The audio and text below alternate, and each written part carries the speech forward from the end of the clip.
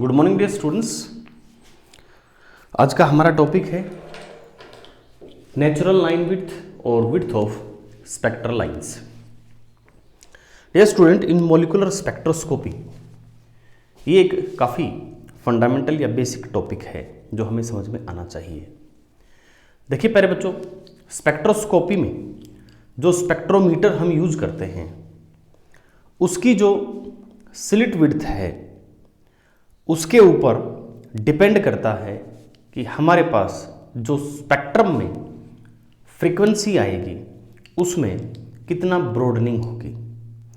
Means हमारे पास प्यारे बच्चों किसी भी मॉलिक्यूल का स्पेक्ट्रम जो होगा उसमें जो अलग अलग लाइंस होगी, चाहे वो एब्जॉर्प्शन स्पेक्ट्रा है चाहे वो इमिशन स्पेक्ट्रा है, तो उस लाइन की जो फ्रीक्वेंसी है वो बच्चों एकदम से स्पेसिफिक या फिक्स नहीं होती, या दूसरे शब्दों में कहें तो वो शार्पली डिफाइंड नहीं होती। यानी आप ये नहीं कह सकते कि जो ये लाइन हमें मिली है इमिशन स्पेक्ट्रा या एब्जॉर्प्शन स्पेक्ट्रा में वो इतने हर्ट्ज पे मिली है। आपको एक रेंज बतानी पड़ेगी कि इतने से इतने के बीच में है ये लाइन, क्योंकि वो लाइन आपको नैरो नहीं मिलेगी, वो थोड़ी सी ब्रॉड मिलेगी। तो इस ब्रॉडनिंग का जो रीजन है, एक सबसे जो पहला जो रीजन है वो होता है हमारा width of our mechanical slit.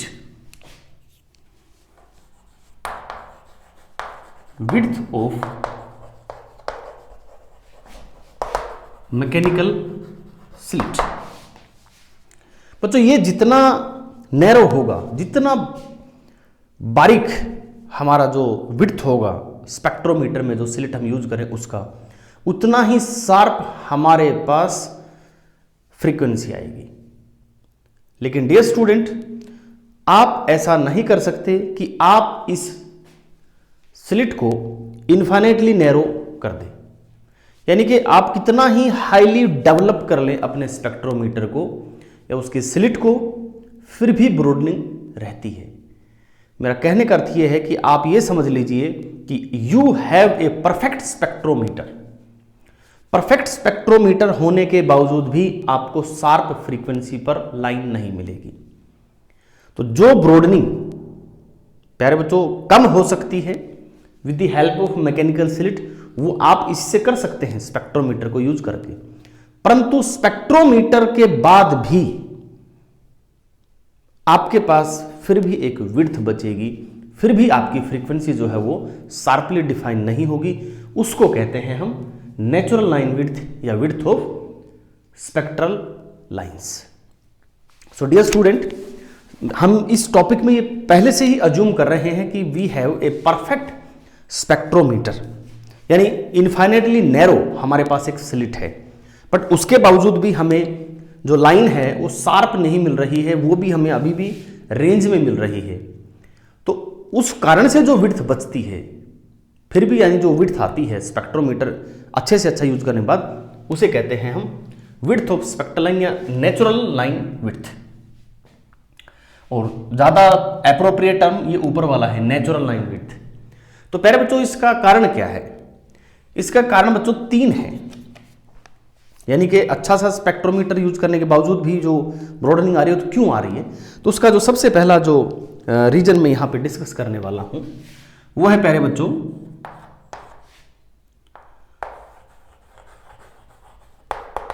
कोलिजनल broadening.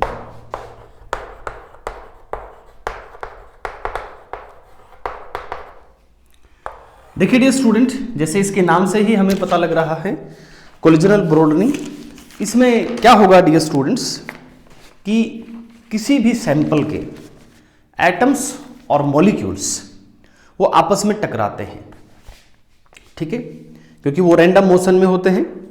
और उन एटम्स और मॉलिक्यूल्स के कोलिजन के कारण प्यारे बच्चों उनका जो आउटर मोस्ट ऑर्बिट है उसकी एनर्जी में कुछ पर्टर्बेशन, कुछ चेंज आता है due to their collision.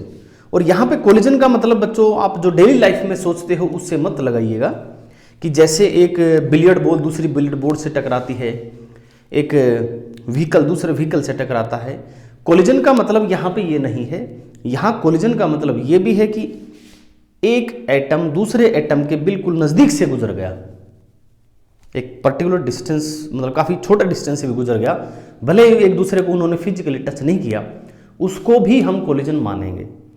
Reason क्या है बच्चों की, जब एक एटम दूसरे एटम की विसिनिटी से पास होता है, in that situation the energy of the outermost electron of both the atoms gets modified, and when the energy of the outermost electron is modified, the frequency of absorption and emission of photon gets changed. Because वो frequency और energy तो एक ही बात है, आप जानते हैं, they are just related by a constant called Planck's constant.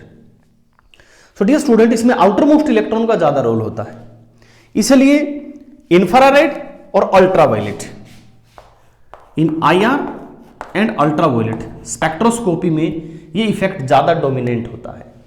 But dear student, due to collision, rotational state, और we can say rotational motion of molecule and vibrational state or vibrational motion of molecules also gets modified or changed। तो हमें ये rotational और vibrational spectroscopy में भी इसका असर देखने को मिलेगा। और प्यारे बच्चों, हमारे पास कोई भी सैंपल है या कोई भी मॉलिक्यूल है, उस मॉलिक्यूल का जो सैंपल हम लेंगे वो it may be in any of this state, may be solid state, liquid state और गैसियस स्टेट। लेकिन ये जो इफेक्ट है कोलिजनल ब्रॉडनिंग, ये हमें ज़्यादा लिक्विड स्टेट में ऑब्जर्व करने को मिलेगा, यानी उसमें ज़्यादा डोमिनेट करता है। कई बार प्यारे बच्चों एक क्वेश्चन भी आता है, ठीक है, so it dominates in liquid state as compare to the gaseous and solid state. In case of gaseous state the molecules are also colliding with each other, but the distance between the molecules is smaller in case of liquid than in case of gases, and in case of solids the atoms or the molecules are fixed at their sites, but still due to their presence near another molecule, still we observe some splitting in their energy levels, or still we observe some broadening in their lines. But the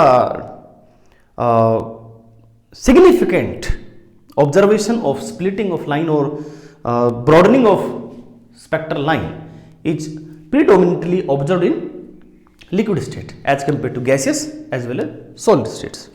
Now dear student, in the broadening of frequency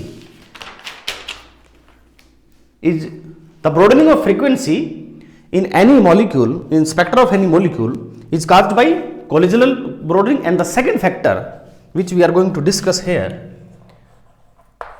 is Doppler broadening. Doppler broadening.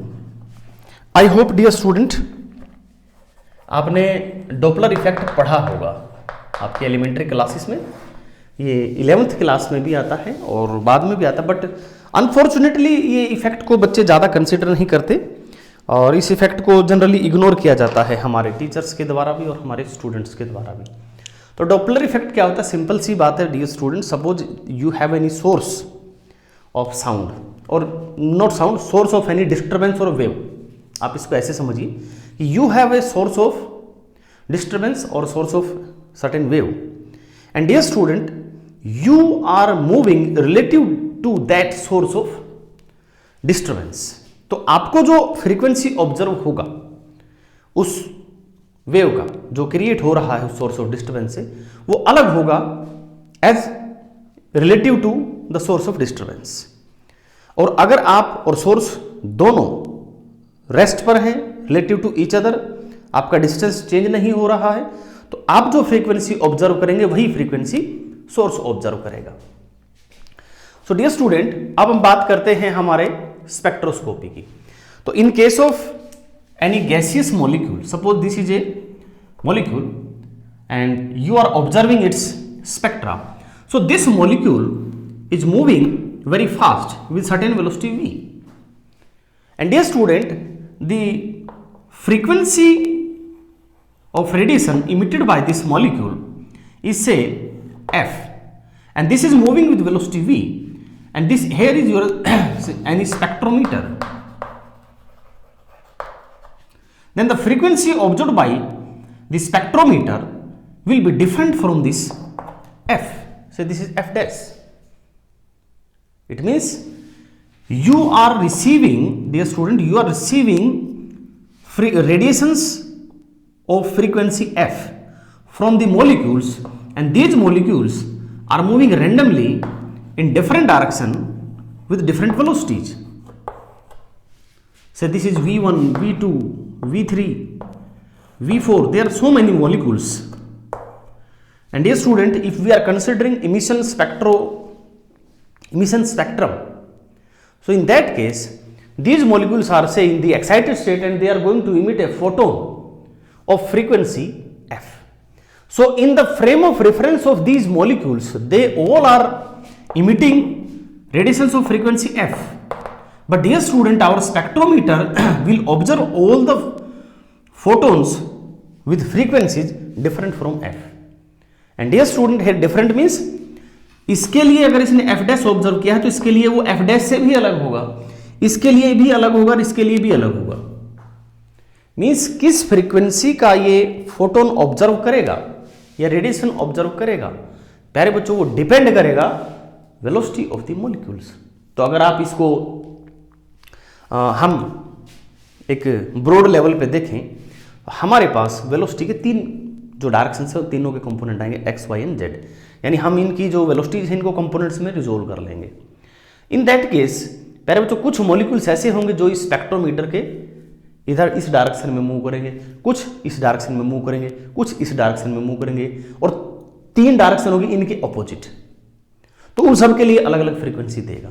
यानी कि फिर से भले ही ये एक frequency का radiation emit करें, हमारा जो ऑब्जर्वेशन होगा उसकी फ्रीक्वेंसी अलग अलग होगी.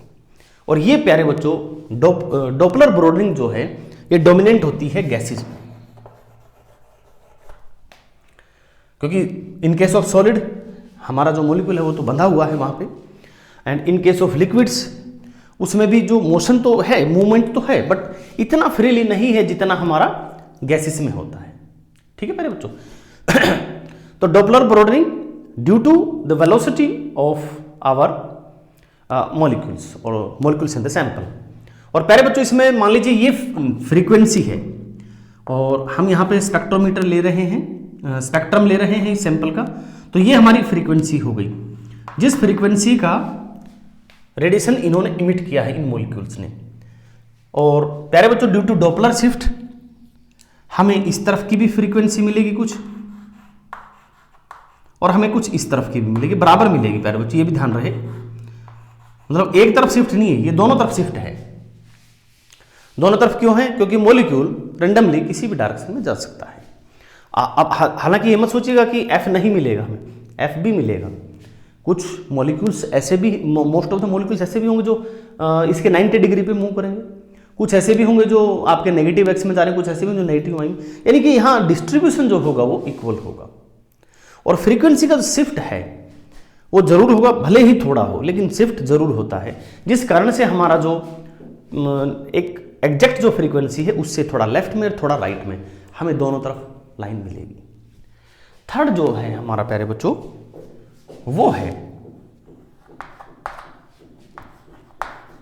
Heisenberg uncertainty principle. देखो ध्यान से सुनिए, हाइजेनबर्ग अनसर्टेनिटी प्रिंसिपल का मतलब क्या है. हालांकि ये टॉपिक क्वांटम मैकेनिक्स में आपने पढ़ा है, आपने सुना भी है, केमिस्ट्री में भी पढ़ा होगा, तो मैं यहां पे इस प्रिंसिपल को एक्सप्लेन नहीं करने वाला हूं. प्यारे बच्चों, यहां हमने बताया कि जो नेचुरल लाइन विड्थ है इसके तीन कारण हैं. तो पहले कारण में मैंने बताया कोलिजनल ब्रॉडनिंग, जब मॉलिक्यूल्स कोलाइड करते हैं. चलिए एक काम कर लीजिए, आप एक ही मॉलिक्यूल ले लीजिए. अब एक मॉलिक्यूल तो कोलाइड करेगा नहीं किसी के साथ, तो ये चीज, इसके कारण कोई ब्रॉडनिंग आपको अब नहीं मिलेगी क्योंकि मॉलिक्यूल एक है. दूसरा है हमारा क्या, डॉपलर ब्रॉडनिंग. आप ये मान लीजिए कि आपका जो मॉलिक्यूल है वो रेस्ट पर है. आप मान लीजिए, मीन्स यू आर अज्यूमिंग, आपने उसको रेस्ट पे मान लिया आपने एक ही सिंगल मॉलिक्यूल माना है या सिंगल एटम माना है, और एक अजम्पशन में बिल्कुल टॉपिक की शुरुआत में आपको बताई थी कि आप ये मान लीजिए कि आपके पास जो स्लिट है, स्पेक्ट्रोमीटर जो है वो एकदम परफेक्ट है, आइडियल है। यानी वो तो ये कहता है मैं आपको एक ही लाइन दूंगा, यानी आपके सारी कंडीशंस परफेक्ट है, बावजूद इसके भी आपको शार्प लाइन नहीं मिलेगी। आपने इस ब्रॉडनिंग को हटा दिया, इसके कारण ब्रॉडनिंग नहीं होगी, आपने इस ब्रॉडनिंग को हटा दिया, इसके कारण भी नहीं होगी, और आपने पहले भी स्पेक्ट्रोमीटर जो है इनफाइनाइटली नैरो ले लिया, उसके कारण भी नहीं होगी। बट प्यारे बच्चों, सारी कंडीशंस आइडियल करने के बावजूद भी यहां पर एक एटम के, एक मॉलिक्यूल के स्पेक्ट्रम में भी डियर स्टूडेंट ब्रॉडनिंग आएगा। वो क्यों आता है? क्योंकि एक फंडामेंटल प्रिंसिपल है, और वो फंडामेंटल प्रिंसिपल, इसका नाम मैंने लिख दिया है हाइजेनबर्ग अनसर्टेनिटी प्रिंसिपल। वो ये कहता है कि del E into del T is nearly h by 2 pi. Means whenever you are going to observe energy and the time period simultaneously, you cannot go or you cannot achieve the perfect precision. Means आप इन दोनों को अगर simultaneously observe करते हैं तो आपके experimental results में there will surely be an uncertainty, there will surely be an error, and that error is not due to the inefficiency of the instrument, and that error is not due to the inexperience of the observer. That error or the uncertainty is inherently in this nature.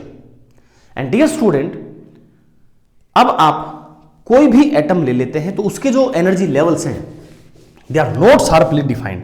Suppose मैंने कुछ energy levels यहां पे बनाए, ठीक है, तो ये हो गया हमारा ग्राउंड स्टेट। आप देखेंगे मैंने ग्राउंड स्टेट को बारीक बनाया है, और इनको जो एक्साइटेड स्टेट है, this is our first excited state, second excited state and third excited state, ये आप देखेंगे थोड़ा ब्रॉड है। रीजन क्या है प्यारे बच्चों?